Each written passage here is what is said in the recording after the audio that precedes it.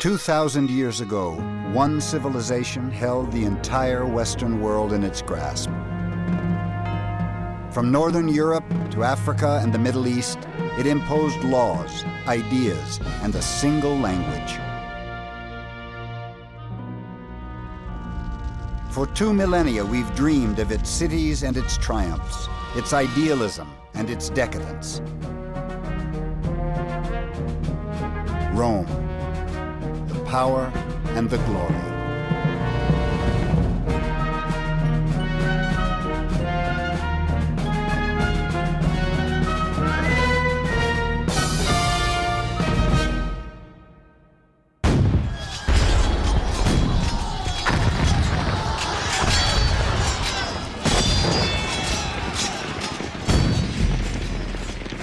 Over 1,000 years after Rome's fall, the armies of the French Emperor Napoleon descend on the city.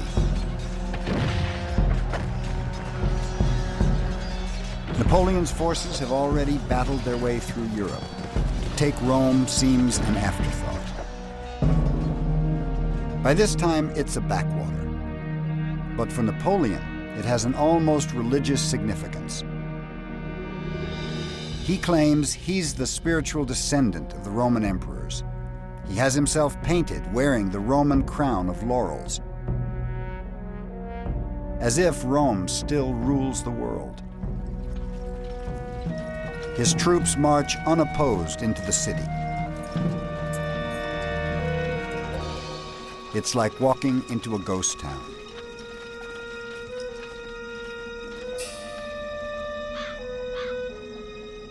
They find the frightened Romans huddling among the ruins of the ancient city.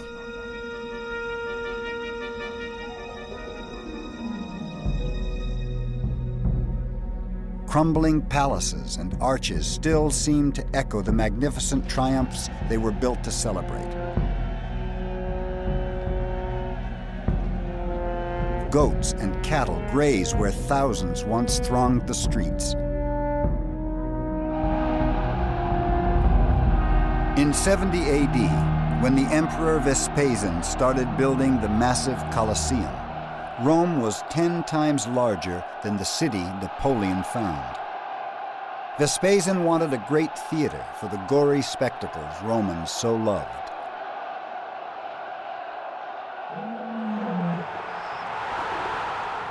The scale of the Roman games, like the scale of Rome itself, was staggering. The Colosseum had seating for 45,000 and standing room for 20,000 more.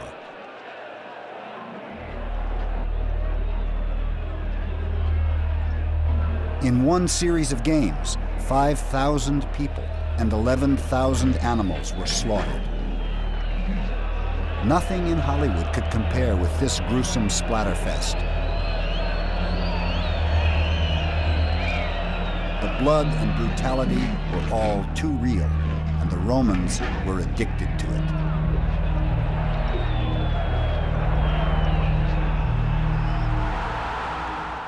When he saw the blood, rather than turn away, he fixed his eyes on the scene and took in all its frenzy. He reveled in the wickedness of the fighting and grew intoxicated with the bloodshed. When he left the arena, he took with him a sick mind, which left him no peace until he came back again. St. Augustine. They did get excited watching gladiators kill one another. I'm not denying that. But you know what? So do we. I think, for example, of the brouhaha over Mike Tyson. Right. What Mike Tyson did when he bit, was it Evander Holyfield's ear? That would have been applauded in the Roman arena. That's great. That's what you're supposed to do. In fact, you're supposed to rip the ear off and march around the arena with it in your mouth. That's what you're supposed to do.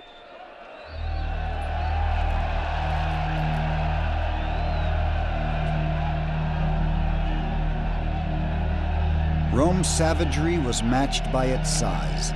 When the Colosseum was built, Rome was a city of 1 million people and growing. Not until London of the 19th century would a city approach this size again.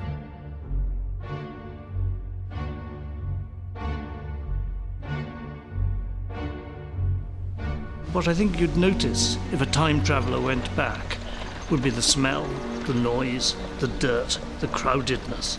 I think there'd be lots of beggars, lots of signs of sickness, disease, lots of small children. It'd be rather like Calcutta or Rio, crowded modern town, very poor, with these monumental buildings in the center expressing the wealth and power of the empire. Traffic was terrible. Julius Caesar forbade wheeled traffic during the day so people could move around, which meant that at night all these carts started going on these stone streets, and it was so noisy that you couldn't sleep.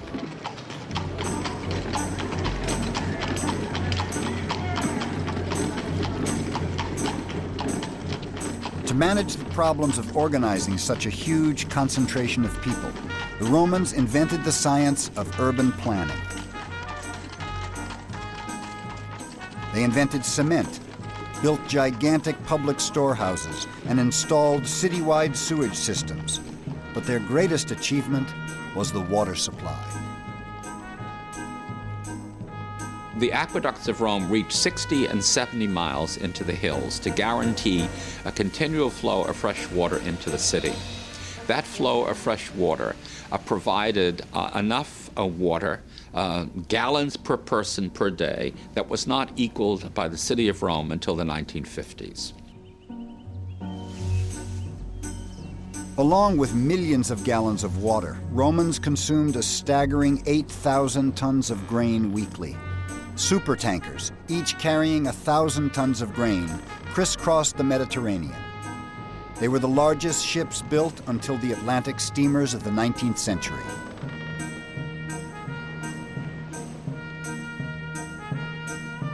The city of Rome was the heart of an empire that stretched from Scotland to Syria.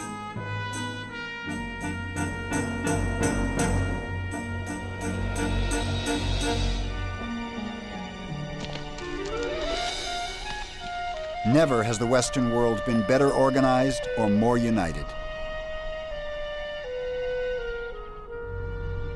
In the year 100 AD, you could travel from Egypt to France on paved roads with only one currency and one passport in your pocket.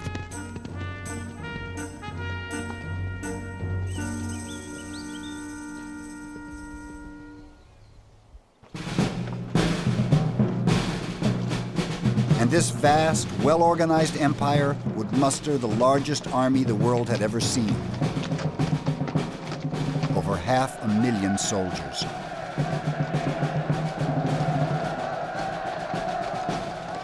Rome was the superpower of the ancient world.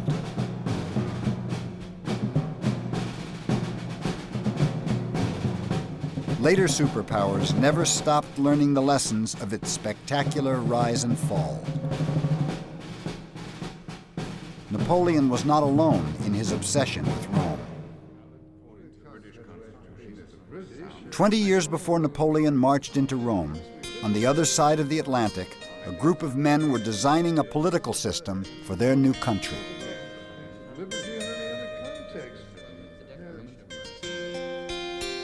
In designing the Constitution of these United States of America, we have at various times sought precedent in the history of that ancient republic and endeavored to draw lessons both from its leading ideas and from the tumult and factions which finally brought it low. Thomas Jefferson.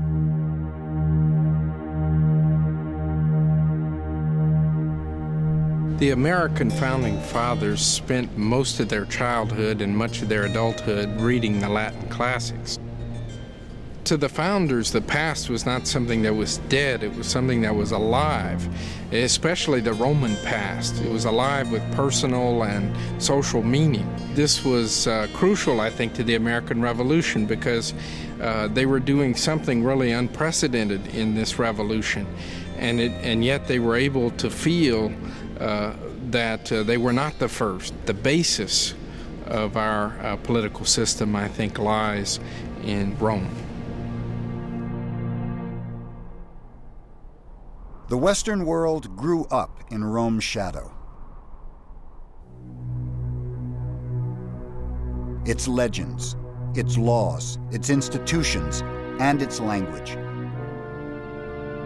Napoleon said, "The story of Rome is the story of the world." It's a story of great commanders and politicians. Men like Caesar, Augustus, Hadrian, and Constantine. But it's also a story of the poor who bore the brunt of their leaders' ambitions. It's a story of vast idealism and an equally vast greed for power.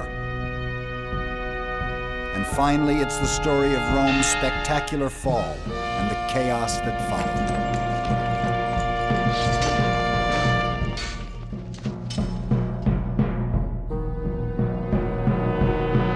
But behind all that are the stories of Rome's beginnings almost 3,000 years ago in the lush hills of central Italy.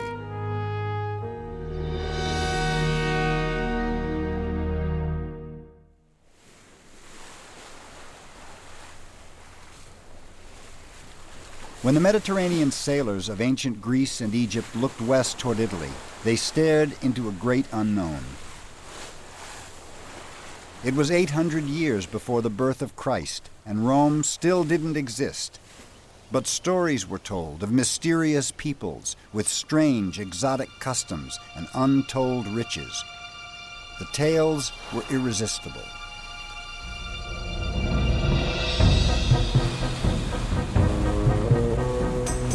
Setting off from the great civilized cities of the East like Athens and Tyre, adventurous Greek traders sailed west into uncharted seas.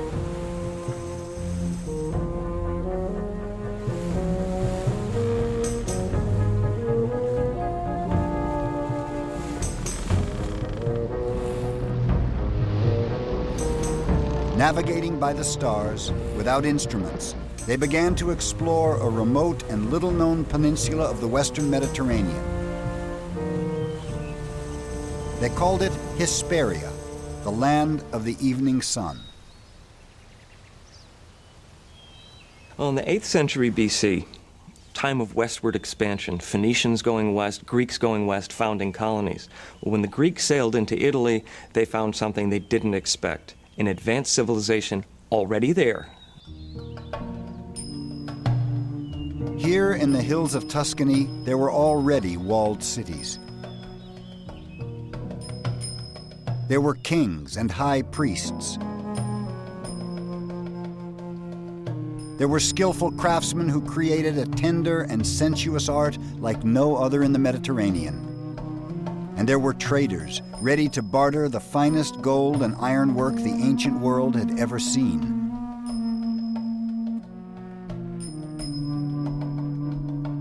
Before Rome, there were the Etruscans. They taught the Romans everything, but left no written records. Incredible. The Etruscans were some of the most amazing artisans that the West has ever seen. They worked in metal for sculpture. They worked in terracotta and life-size statues with these amazing, inviting expressions. Very warm. They're not cold and distant, but they're people that you want to meet.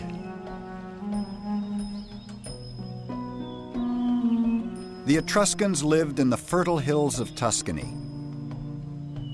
But their real wealth lay underground, the richest deposits of iron ore, copper, and tin in the central Mediterranean.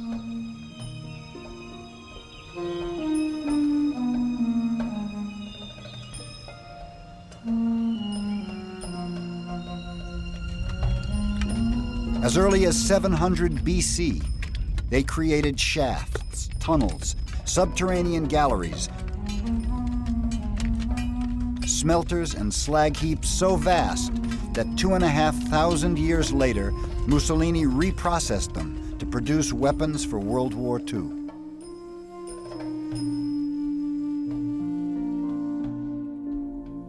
Etruscans traded their metalwork as far afield as Syria, Portugal, and even Sweden. But above all, the Etruscans were famous for their open displays of affection between men and women. It shocked the ancient world. The Greeks, who knew the Etruscans from very early on, before Rome was anything, before Rome was, saw that the Etruscan people gave a position to women that the Greeks certainly wouldn't. Not only were women part of the entire house, women reclined at banquets with men, which for a Greek was absolutely unthinkable. It is no shame for the Etruscans to be seen having sexual experiences, for this too is normal there. It seems to be the local custom. Posidonius.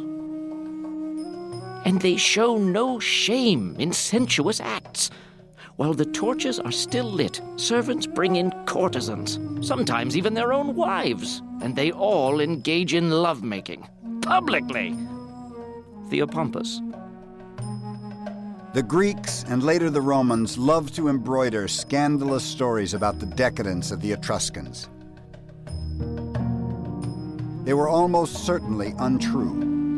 But it is true that the Etruscans created memorable portraits of sensual pleasure. After the Etruscans, the idea of portraying such intimacy between men and women disappeared from Western art for almost 2,000 years.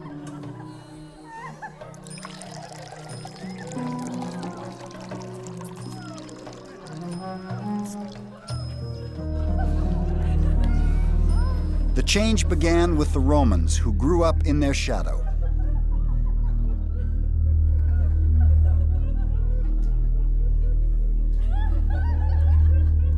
The first Romans were primitive, tough backwoodsmen.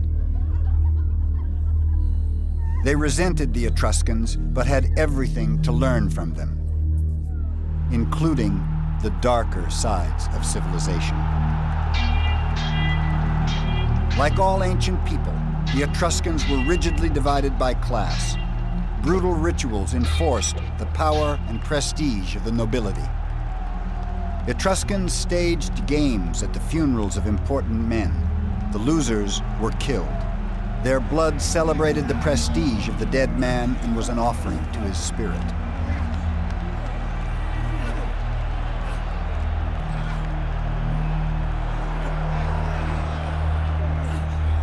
The wrestlers were slaves captured in warfare. Their lives were worth nothing.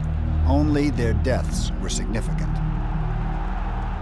The practice of human sacrifice was common in the ancient world. The Etruscans were no exception. The blood of slaves and captives watered the ground at state rituals throughout the Mediterranean. Romans inherited the Etruscan taste for sacrificial blood. Gladiatorial combat was the Roman equivalent of these gory celebrations of power.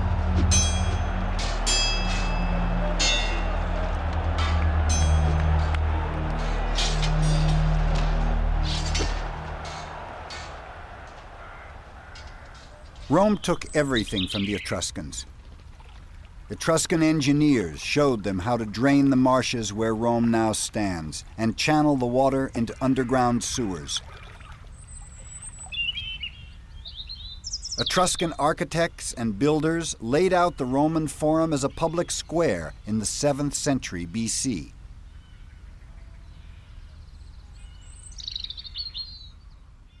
Though Romans owed everything to the Etruscans, they would one day turn on them, crush their beautiful cities, and defame their memory. It would be the first step on Rome's path to empire.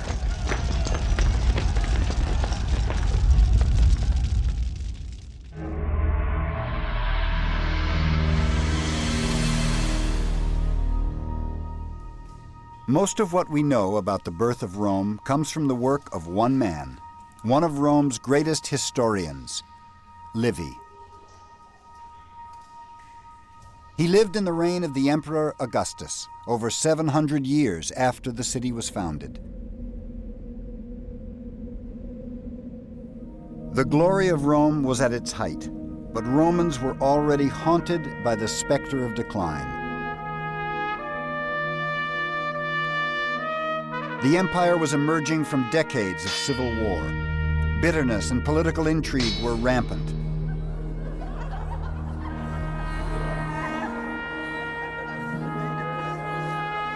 Decadence, greed, and profiteering were the order of the day. To men like Livy, raised on the Roman Stoic virtues of valor, loyalty, and self-sacrifice, it seemed the spirit of Rome was rotting. I feel that indulgence has brought us, through every form of sensual excess, to be morbidly attracted to death in all its forms. Rome is at the dark dawning of an age in which we can neither endure our vices nor face the remedies needed to cure them. Livy. A cure was what Emperor Augustus was looking for. He cracked down on dissent and passed laws to punish immorality.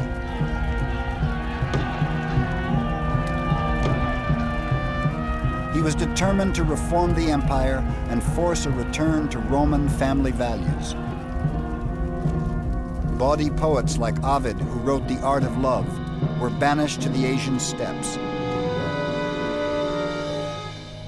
When his own daughter Julia was rumored to have slept with half the Senate, Augustus banished her as well.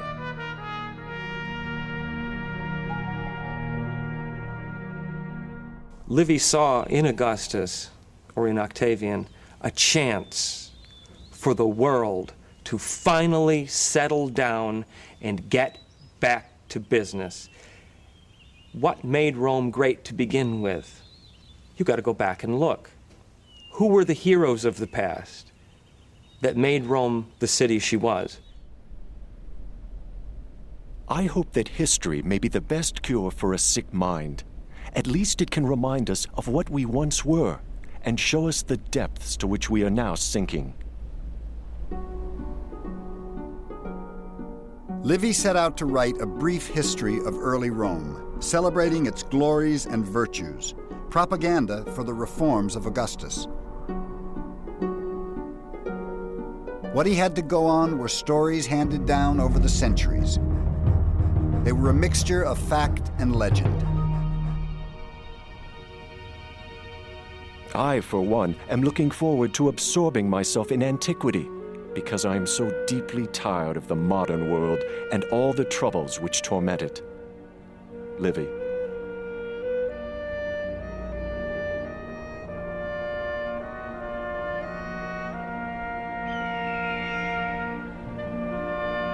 He believed Rome's mythological beginnings would reveal the stories of heroism and nobility Romans needed to hear.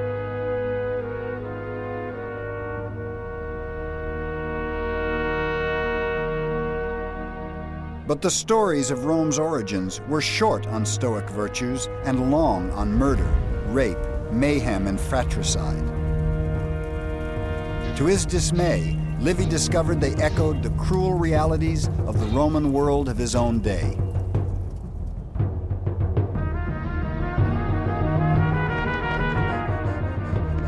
Legends told that Rome was founded by Romulus and Remus, twins who were cast into the wilderness to die. But the boys were said to be saved by a she-wolf who suckled them. They grew up like savages in the woods.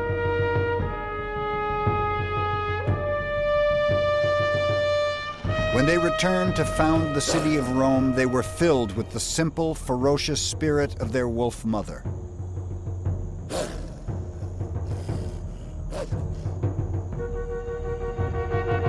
According to legend, Romulus and Remus then led their people to the bend in the river Tiber, where she found them.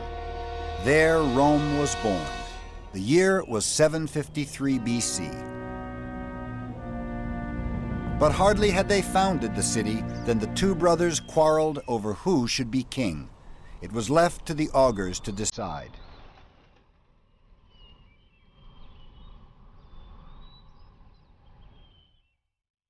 Augurs were the priests of early Rome who divined the will of the gods. They studied the movements of birds, the weather, the entrails of sheep before making their pronouncements, known as the auguries.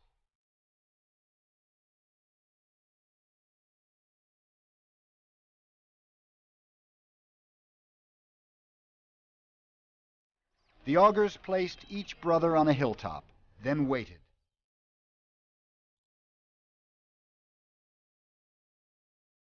When birds flocked over Romulus, they knew he would be the first king of Rome.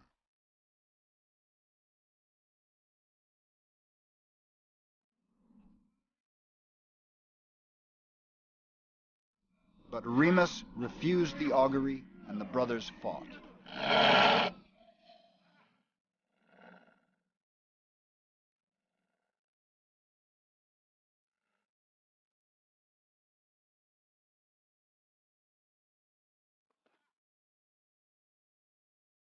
Romulus killed him.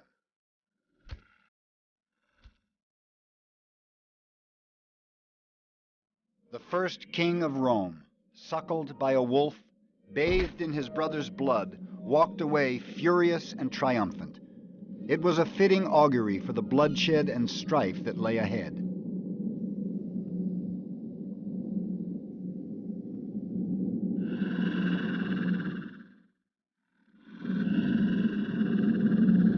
The story about Romulus killing his twin brother at the moment of the founding of the city is a very old story. It's very, very remarkable that in the late Republic, the Romans were fighting civil wars, and of course, it didn't escape their notice that this seemed to be prefigured in the myth with Romulus killing his brother. They actually thought this was a sort of curse on them, that they were fated to destroy each other. Well, the whole Roman psyche was based on violence. If you look at the foundation legends of Romulus and Remus, that's based on fratricide, right? One brother kills another to found a city. And from that point, it just escalates. The violence of the early Romans, in fact and fiction, was born of desperation. In real life, shunned by neighboring tribes, Rome was forced to welcome outcasts, vagrants, and fugitives. And they lured their neighbors, the Sabines, to a ritual of peacemaking. And they're all a pretty desperate lot. And Rome, the earliest community that is organized in that way, of course, is a place where no woman wants to go. So they haven't got any women, that's the first problem. And so the Romans, Romulus in particular, got an idea. New religious festival, let's invite the neighbors. Bring your wife and kids, especially the daughters. The Sabines were wary, but accepted.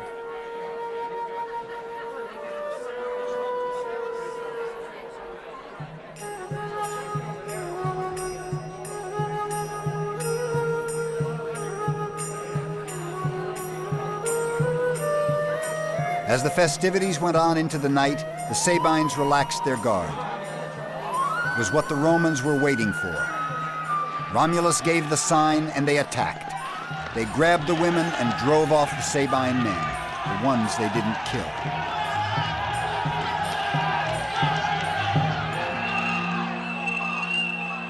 When painters of a later age portrayed the rape of the Sabine women, they imagined a classical city. They were wrong. The early Romans were primitive people struggling desperately to survive. The grim stories of the first Romans were as surprising to Livy as they are to us. They certainly didn't provide the role models he was looking for.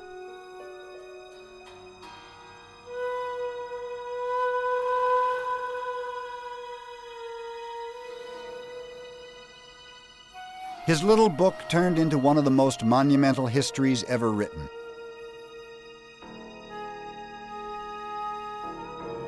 By the time he died in 17 AD, it had grown to 142 volumes, all written laboriously in wax.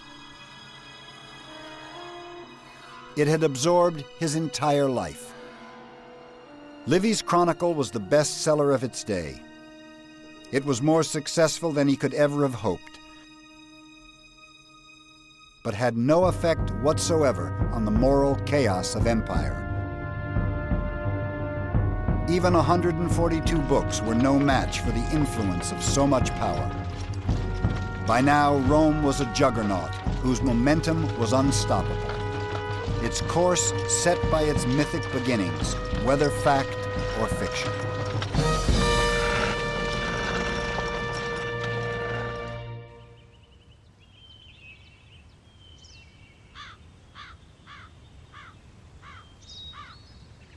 As it approached the 5th century BC, Rome was emerging from its legendary past into the real world of recorded history. It was now a thriving province of the Etruscan world, ruled by Etruscan kings. Primitive mud and thatch huts of Rome's early days had given way to a city of brick. Rome was absorbing people from surrounding lands and growing fast. Etruscan and Greek traders met in its busy streets.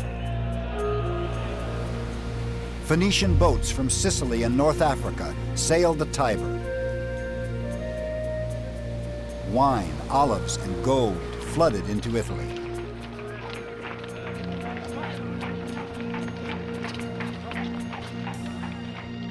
But Rome was still no different from many other prosperous cities of the Mediterranean. What first set it apart was not its capacity for trade or engineering or even warfare, but its ability to organize itself.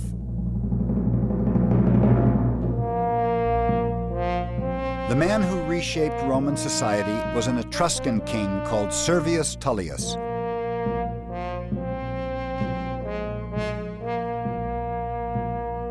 There are no statues of him. We have no idea what he looked like. He never became as famous as later rulers of Rome, but his mark on history may be even greater. And yet, all Servius Tullius did was carry out history's first census. Now, the Roman census, are a very important institution. They would count the Roman citizens, all right, and list them, and then distribute them in their appropriate classes and political units and so on. The census was a kind of way of grading Roman citizens according to their status and prestige. In the 6th century BC, the census detailed every Roman's obligations to the city, to obey its laws, pay taxes, and do military service. But much more important, it also gave them rights. This was the great innovation of Servius. In proportion to their contribution, Romans were given a say in how their city was run. Servius sowed the seeds of representational government. He organized an assembly to govern the city and gave it a name, the Senate.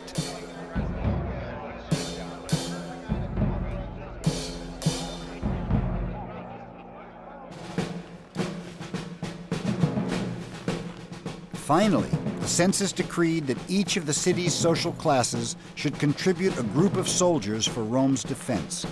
They were called the legions, the fighting force that was going to put Rome's destiny back in its own hands and one day give it the world.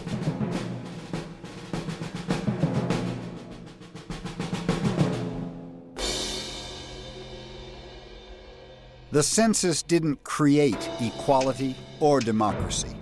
Rome remained a society governed by kings and nobles. Women had few rights. But it created a level of organization unheard of in the ancient world. No man did more for Rome than the Etruscan king Servius.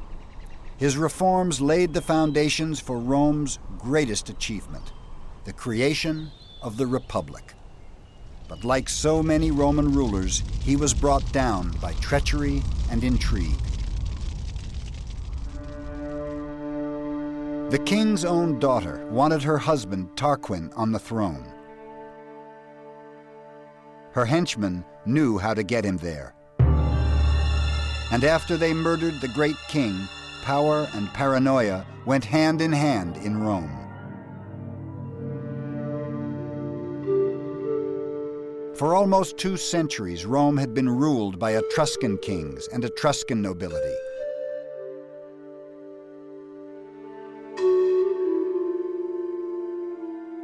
Under Servius, things had gone well.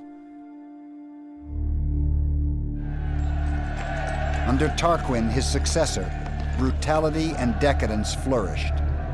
While he and his relatives devoted themselves to pleasure, their henchmen carried out campaigns of political murder to remove any and all opposition. Romans were beginning to hate everything the Etruscans stood for. Resentment smoldered.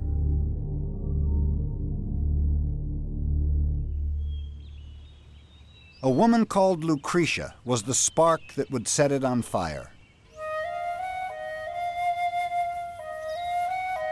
She was well loved and highly regarded for her kindness, beauty, and loyalty. She represented everything Romans felt they had and the Etruscans didn't: honor, virtue, bravery.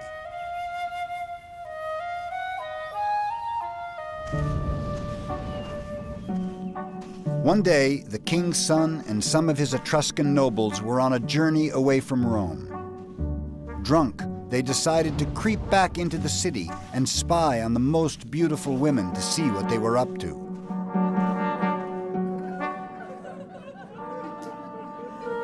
They found their own wives, as expected, partying.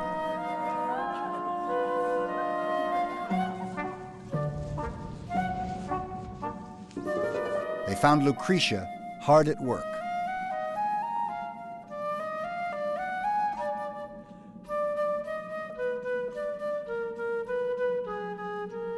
Because this was an indication of good, virtuous, matronly behavior. Right. This is how Roman women should behave. They should not be sleeping with 300 members of the Senate, like Augustus's daughter allegedly did. They're not supposed to be poisoning members of their family, as Livia allegedly did. They're supposed to be producing cloth. The next night, when he knew Lucretia's husband was away, King Tarquin's son crept back to her house alone. With a knife at her throat, he raped her and swore that if she breathed the word of it, he'd kill her.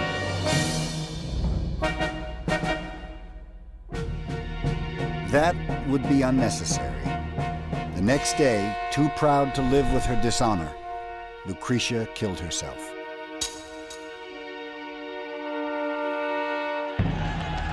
Romans went wild. Mobs tore through the streets and attacked Etruscans wherever they found them.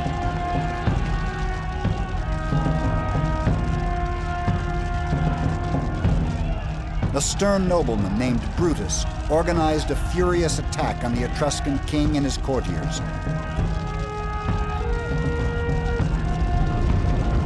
They were overwhelmed and fled for their lives. Romans were finally free of their Etruscan overlords. Lucretia's legacy to Rome was its freedom.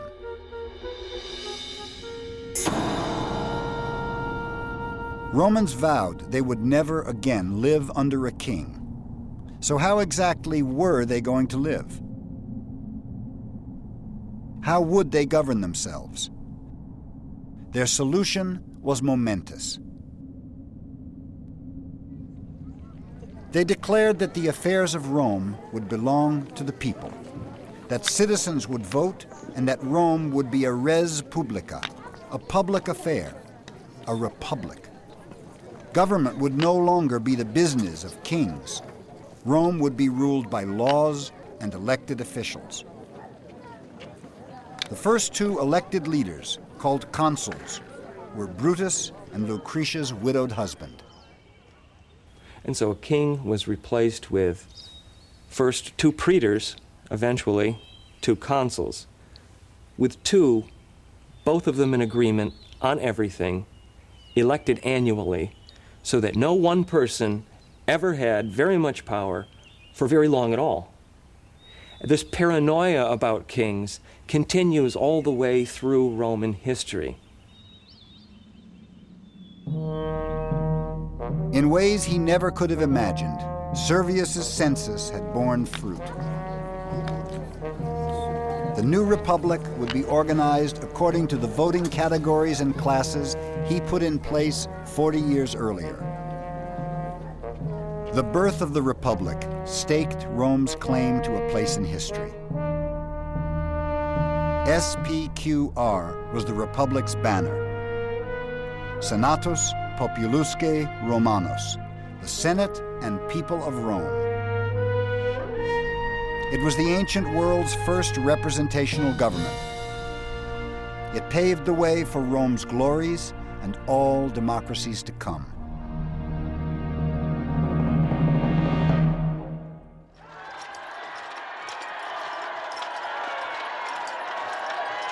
Romans set themselves free from the Etruscans in 510 BC. Next, they needed to be sure they stayed free. So they set about building the fiercest fighting machine the world had ever seen. And now, it had its old masters to practice against.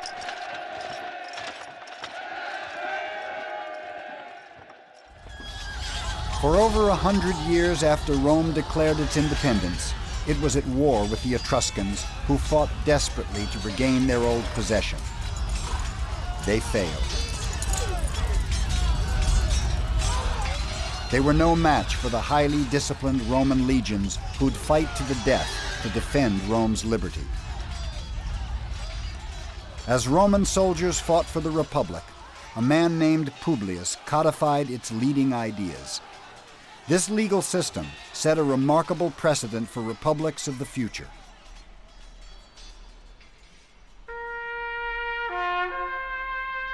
"2,000 years later, when the founding fathers of the United States needed to defend their Constitution, they too wrote under the name of Publius.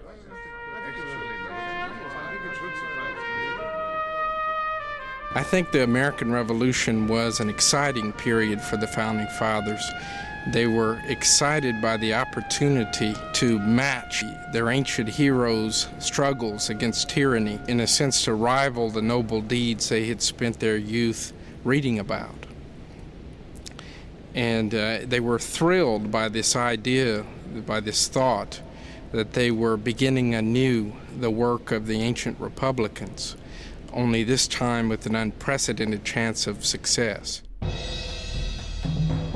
Throughout the 5th century BC, the struggle for the Republic went on. Rome and the nearest Etruscan city, Veii, faced each other across the Tiber in an endless stalemate of attack and counterattack.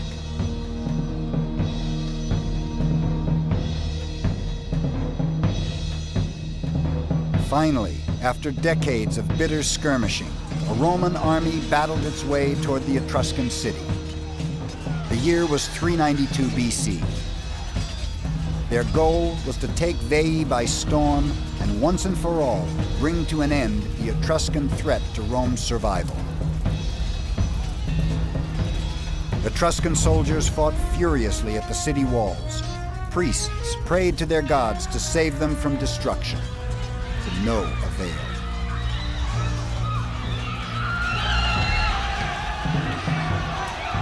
The Romans smashed through the Etruscan defenses and laid waste to the city. They slaughtered the men and made slaves of the women.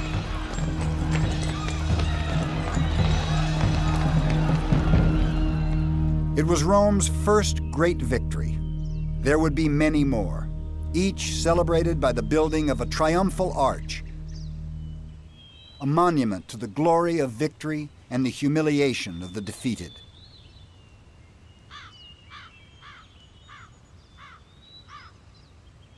Rome now piled victory upon victory all across Italy, as one by one her neighbors fell to the legions. Rome's rise was gathering momentum, and by now seemed unstoppable. But she suffered one setback, which haunted the empire forever.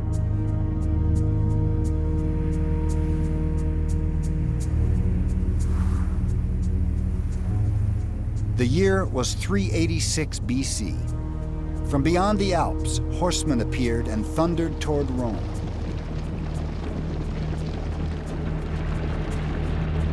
The Romans called them barbarians. They were Celts from Gaul, present-day France. The Gauls were a warlike people, but this time they weren't looking for battle. Wars with their neighbors had pushed them out of their own territory. Now, they needed a new home. Rome dominated central Italy, so the Gauls asked them for territory. Roman envoys refused point blank. Who did these barbarians think they were to presume upon Rome in this way? They'd insulted the Gauls, which was a mistake. The Gauls descended on Rome in a fury. What they weren't given, they would take. Romans were fierce warriors, but had no idea how to fight these people, who charged into battle in a suicidal frenzy. Their savagery, even by Roman standards, was terrifying.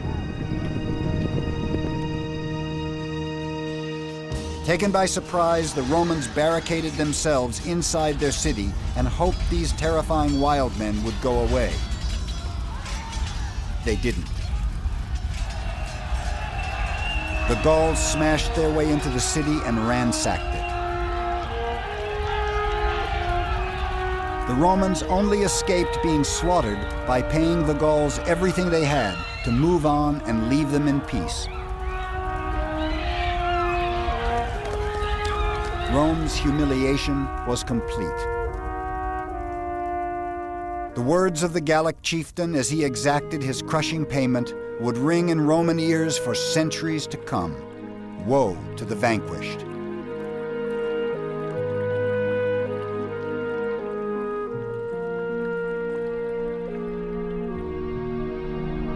Rome rose from this devastation stronger, better organized, and more determined than ever.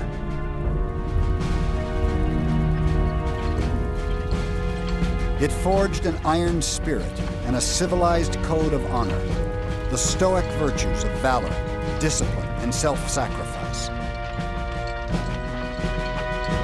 That code produced soldiers and commanders with an unflinching dedication to duty. One of the most famous was Cincinnatus. Cincinnatus was a Roman who came to embody the classic virtues like no other. Although a nobleman, he liked to work his fields with his own hands. One day as he worked, a messenger arrived with news that Rome was being attacked. And in such an emergency situation as this, the Roman constitution called for the appointment of a dictator, somebody who would be elected by the people, but then once elected, would have absolute power, life and death power over all citizens, but only for a maximum of 6 months. He dropped his plow, hurried to the city, took up command of the army, and was named dictator. He quickly won a great victory and returned to the city in triumph. Now he could have stayed on and he could have used his power as he wished. But the very day that he returned to the city, we're told, he immediately resigned the office of dictator, walked back to his farm outside the city, and continued to plow his farm. And the Romans loved to tell that story because here was a man who was totally selfless, who cared nothing for his own livelihood, for his own life, but merely to serve, wished to serve. And so it's no accident that one of the most famous sculptures in American history is that of George Washington as a Cincinnatus. George Washington knew that many people compared him with Cincinnatus, and he liked that, and he consciously worked to encourage that image. And so, for instance, during the darkest periods of the war, when some thought maybe he should resign, he held off that resignation because he wanted to do like Cincinnatus did, wait until the enemy was defeated, and then in a big show lay down his power, which he did, and he retired to his own plow at Mount Vernon. Cincinnatus became the role model for the Roman politician-commanders Napoleon so admired. He embodied the code of conduct that powered Rome's rise and extended Rome's dominion over the entire Western world.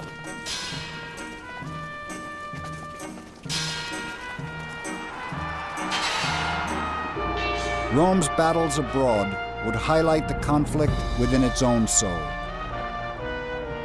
The struggle to resist the corrupting influence of so much power. It would haunt the empire for centuries to come. But first, Rome's era of power and glory was about to begin.